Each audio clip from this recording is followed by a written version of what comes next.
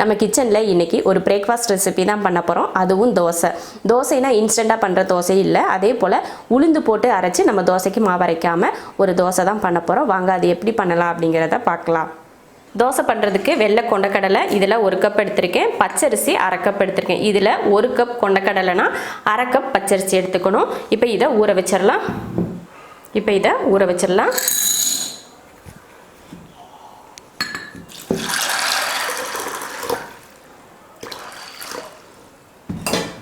அடுத்து பச்சரிசி போட்டுக்கலாம். இது கூட கொஞ்சமாக வெந்தயம் சேர்த்துக்கலாம். 1/4 ஸ்பூனுக்கும் கம்மியாக வெந்தயம் சேர்த்துக்கோங்க. இதையும் ஊற வச்சிடலாம். கொண்டக்கடலை ஊறுறதுக்கு எப்படியும் 5 மணி நேரத்துக்கு மேலேயே ஆகும். அது வரைக்கும் ஊற வச்சு எடுத்துக்கலாம். அரிசி சீக்கிரமே ஊறிடும். ஆனாலும் சரி தனித்தனியாக ஊற வைக்க வேணாம் அப்படின்னு சொல்லி தான் ஒரே டைமில் ரெண்டையுமே ஊற வச்சுட்டேன்.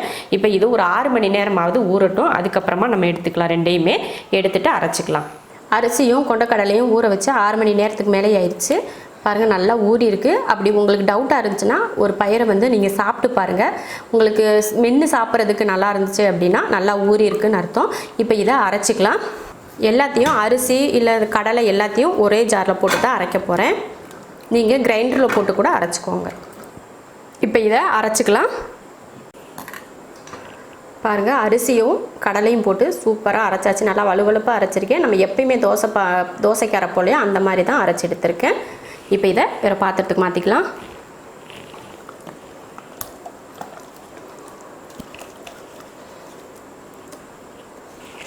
அரைச்ச மாவை ஒரு பாத்திரத்துக்கு மாற்றிட்டு தண்ணி கொஞ்சம் சேர்த்துக்கலாம். மிக்ஸி ஜாரை கழுவி.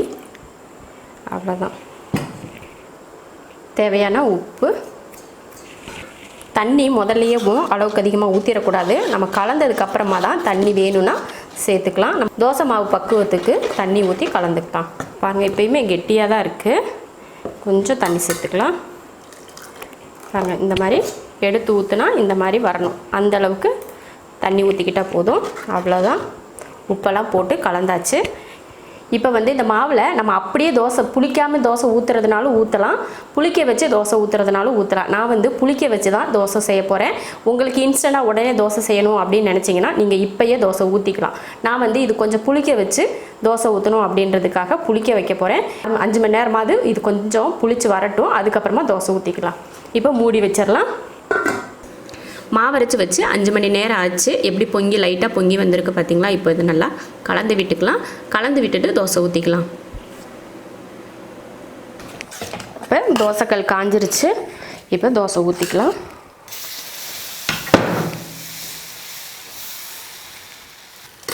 இதுக்கு மேலே லைட்டாக எண்ணெய் ஊற்றிக்கலாம். உங்களுக்கு விருப்பப்பட்டது தேங்காய் எண்ணெய் இல்லைன்னா நல்லெண்ணெய் இல்லைன்னா நெய் எது வேணாலும் நீங்கள் ஊற்றிக்கலாம். இப்போ நம்ம மூடி வச்சு வேக வச்சதுனால திருப்பி போடவெல்லாம் தேவையில்லை. அப்படியே எடுத்துக்கலாம். ஏன்னா பார்த்தீங்கன்னா மேலையெல்லாம் நல்லா வெந்திருக்கு. அதனால திருப்பி போட தேவையில்லை. இப்போ எடுத்துடலாம். சூப்பராக தோசை ரெடி ஆயிடுச்சு. இது போல் மற்ற எல்லா தோசையும் நம்ம ஊற்றிக்கலாம். நான் இதுக்கு தேங்காய் சட்னி கார சட்னி ரெண்டுமே அரைச்சிருக்கோம். நீங்களும் இது போல் இதுக்கு சாம்பார் சட்னி குருமா எதுனாலும் தொட்டு சாப்பிட்றதுக்கு ரொம்ப நல்லாயிருக்கும். நீங்களும் இது போல் தோசை செஞ்சு பார்த்துட்டு பிடிச்சிருந்தா லைக் பண்ணிவிட்டு ஷேர் பண்ணிவிட்டு கமெண்ட் பண்ணுங்கள்.